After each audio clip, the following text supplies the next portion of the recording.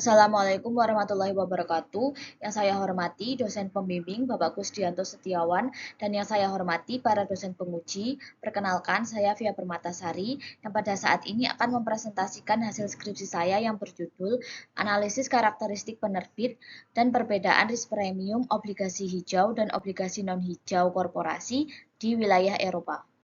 Penerbitan obligasi hijau secara global terus meningkat seiring dengan bertambahnya minat investor, khususnya di kawasan Eropa. Meskipun secara agregat, obligasi hijau hanya sekitar 1% dari total penerbitan obligasi dunia, Eropa menjadi wilayah paling aktif dengan kontribusi terbesar, di mana sekitar 52% penerbitannya berasal dari obligasi hijau korporasi.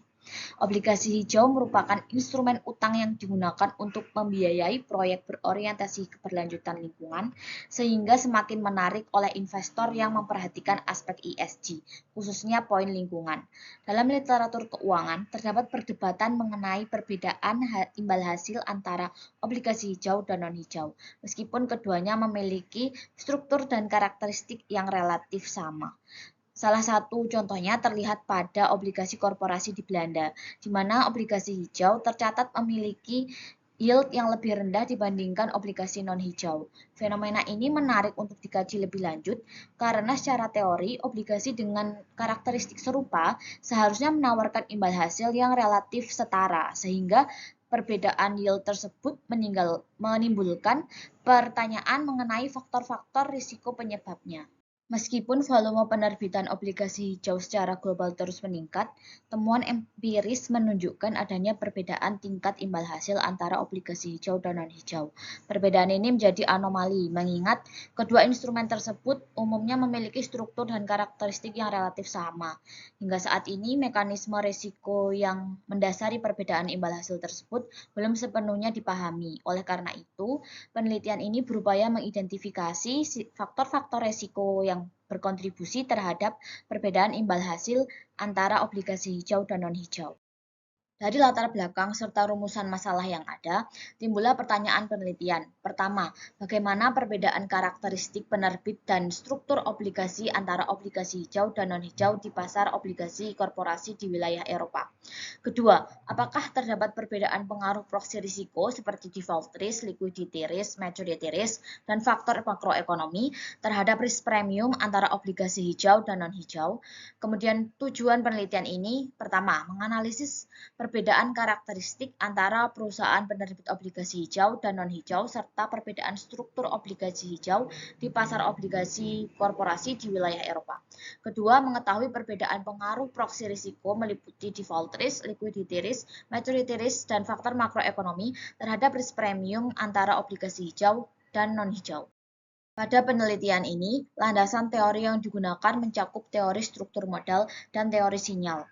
Teori struktur modal dikembangkan oleh Modigliani dan Miller dan disempurnakan melalui trade-off teori, yang menjelaskan bahwa perusahaan menyeimbangkan manfaat utang berupa tax shield dengan biaya kebangkrutan. Struktur pendanaan tersebut mempengaruhi tingkat risiko dan pada akhirnya akan berpengaruh pada imbal hasil obligasi. Selanjutnya, teori sinyal menjelaskan bahwa perusahaan berupaya mengirim sinyal yang kredibel kepada investor untuk mengurangi asimetri informasi. Dalam konteks obligasi hijau, penerbitan obligasi dengan prosedur dan pelaporan tambahan menjadi sinyal komitmen keberlanjutan yang berpotensi menurunkan persepsi risiko dan biaya pendanaan. Selanjutnya adalah konsep imbal hasil obligasi dan komponen risk premium yang membentuk tingkat pengembalian yang diminta investor. Nilai obligasi ditentukan oleh nilai arus kas masa kini berupa kupon dan nilai nominal yang didiskontokan dengan tingkat diskonto atau discount rate. Discount rate ini mencerminkan tingkat pengembalian yang diharapkan investor. Dan tingkat pengembalian ini tidak hanya terdiri dari tingkat bebas resiko, tetapi juga berbagai premi risiko yang relevan dengan karakteristik obligasi. Komponen pertama adalah risk-free rate, yaitu tingkat pengembalian tanpa risiko gagal bayar maupun risiko reinvestasi, yang umumnya diproksikan menggunakan obligasi pemerintah dengan tenor yang sebanding. Selanjutnya adalah default risk premium, yaitu kompensasi tambahan yang diminta oleh investor atas kemungkinan gagal bayar penerbit obligasi. Semakin tinggi probabilitasnya, semakin tinggi pula imbal hasil yang diminta investor. Kemudian komponen berikutnya adalah liquidity premium yang mencerminkan risiko kesulitan menjual obligasi secara cepat dengan harga yang wajar. Obligasi yang kurang liquid ini cenderung menawarkan imbal hasil yang lebih tinggi sebagai kompensasi atas risiko tersebut. Selain itu, terdapat maturity risk premium, yaitu premi tambahan untuk obligasi berjangka panjang yang lebih sensitif terhadap perubahan suku bunga, sehingga memiliki risiko fluktuasi harga yang lebih besar. Terakhir, faktor makroekonomi seperti tingkat inflasi dan nilai tukar turut mempengaruhi risiko sistematik dan membentuk ekspektasi imbal hasil obligasi. Berikut ini penelitian-penelitian yang berkaitan dengan karakteristik penerbitan obligasi hijau versus non-hijau. Penelitian-penelitian pada slide ini berkaitan dengan perbedaan imbal hasil obligasi antara kedua jenis obligasi yang menunjukkan bahwa imbal hasil obligasi hijau lebih rendah dibandingkan obligasi non-hijau. Berikut ini hipotesis yang diajukan dalam penelitian. Hipotesis 1 berkaitan dengan perbedaan karakteristik penerbit dan struktur obligasi, sedangkan untuk hipotesis 2-5 berkaitan dengan perbedaan pengaruh beberapa proksi risiko terhadap besaran risk premium obligasi hijau dan non-hijau. Penelitian ini menggunakan pendekatan kuantitatif dengan studi cross-seksional yang terdiri dari beberapa variabel yang dikumpulkan pada satu waktu. Berikut ini beberapa variabel yang digunakan dalam penelitian seperti yang tertera dalam tabel. Semua variabel didapatkan dari pangkalan data LSIG, kecuali variabel CPI yang didapatkan dari SAGE. Populasi dalam penelitian ini adalah obligasi korporasi yang ada di pasar obligasi Eropa, dan sampel yang digunakan diambil menggunakan metode purposive sampling dengan beberapa kriteria yang tertera dalam slide. Analisis statistik deskriptif dilakukan untuk mengetahui gambaran dari data yang digunakan dalam penelitian. Selanjutnya dilakukan analisis diskriminan dengan beberapa variabel prediktor yaitu age, TA, ESG, rating, tenor, dan kupon untuk melihat perbedaan karakteristik penerbit dan struktur kedua jenis obligasi. Kemudian dilanjutkan dengan analisis regresi pada model 1 untuk estimasi risk premium obligasi hijau dan model 2 untuk estimasi risk premium obligasi non-hijau secara bersamaan dalam system of equation. Hipotesis 1 diuji dalam analisis diskriminan dengan melihat nilai Wilks lambda. Kemudian hipotesis 2-5 diuji menggunakan uji Wold Coefficient Test untuk melihat apakah terdapat perbedaan pengaruh proksi risiko terhadap risk premium obligasi hijau dan non-hijau. Berikut hasil analisis deskriptif dari data sampel. Dari total data, 9% merupakan obligasi hijau dan 91% obligasi non-hijau. Sekitar 88% sampel obligasi diterbitkan dengan mata uang resmi country of issue dengan bermacam tingkat rating. Berikut ini hasil analisis diskriminan. Obligasi hijau diterbitkan dengan rating yang lebih rendah dibandingkan obligasi non-hijau. Temuan ini sejalan dengan hasil penelitian oleh Durtoir dan juga penelitian oleh Loeffler DKK.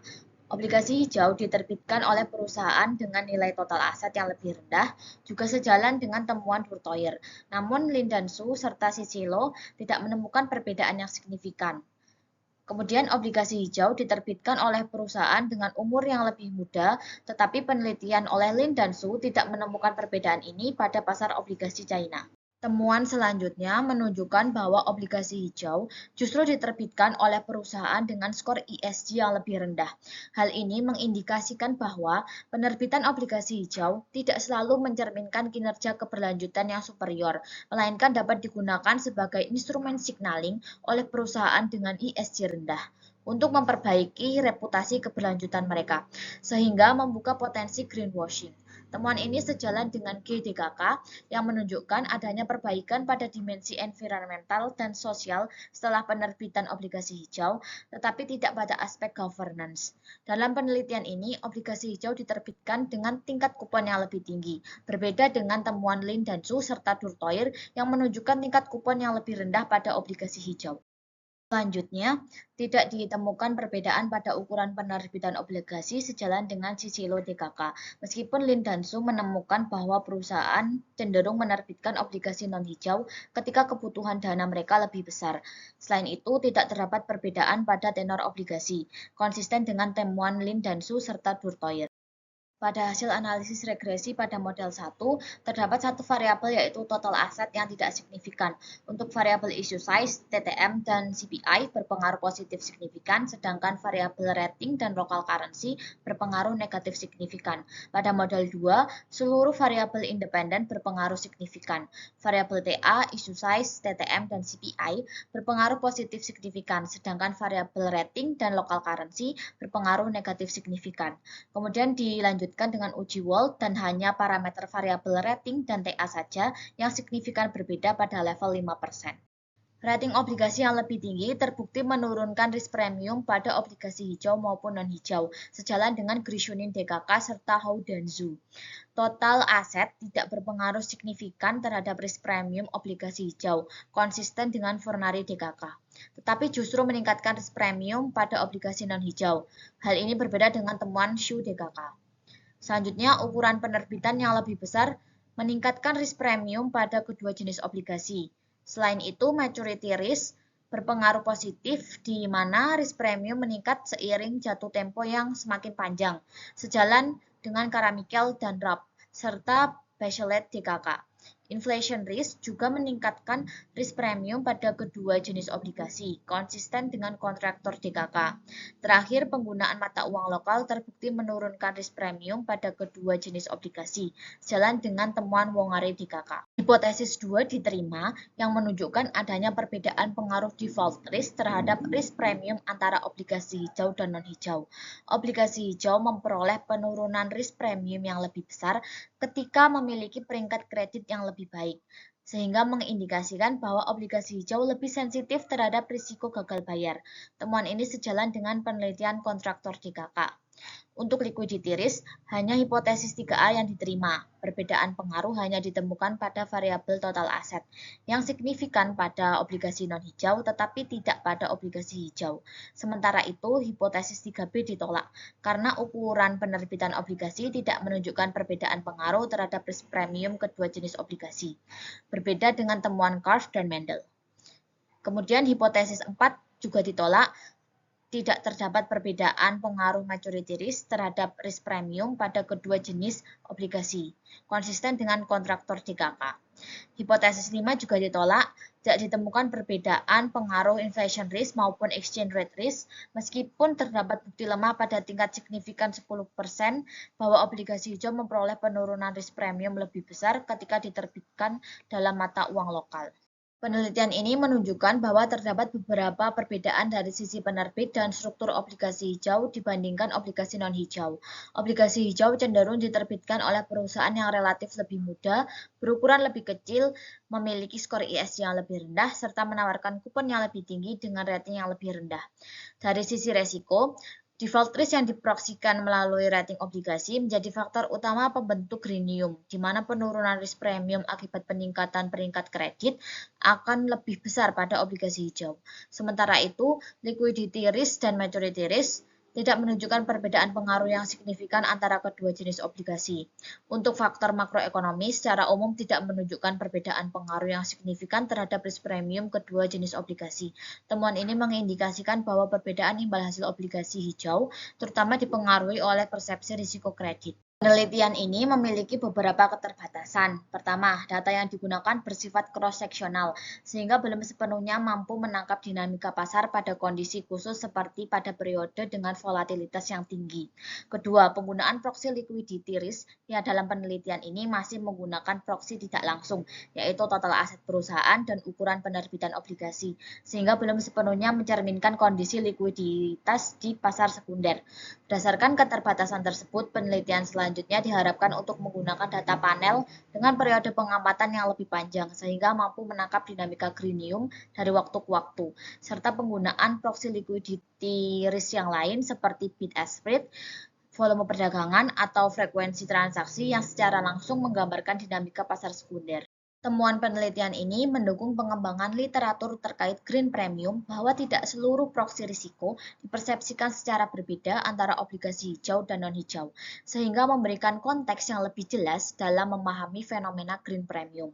Penelitian ini menunjukkan bahwa manfaat obligasi hijau bagi penerbit akan lebih optimal jika obligasi hijau mempunyai risiko default yang lebih rendah, sedangkan bagi investor tetap perlu memprioritaskan evaluasi risiko kredit dan regulator sebaiknya menekankan peningkatan kredibilitas serta transparansi penerbit dibandingkan sekedar peningkatan volume pasar.